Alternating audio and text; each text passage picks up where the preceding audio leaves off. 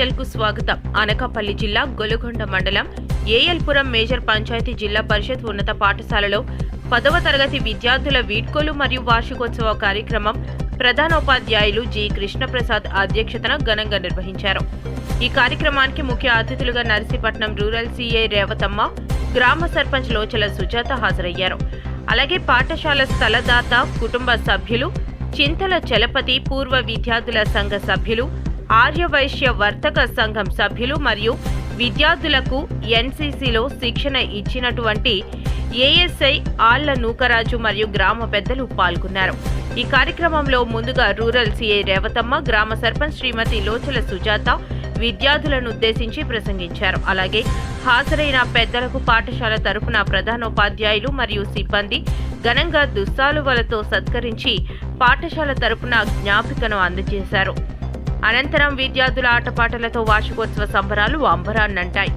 అలాగే ఈ కార్యక్రమంలో విద్యార్థుల తల్లిదండ్రులు, గ్రామ ప్రజలు భారీ సంఖ్యలో పాల్గొన్నారు.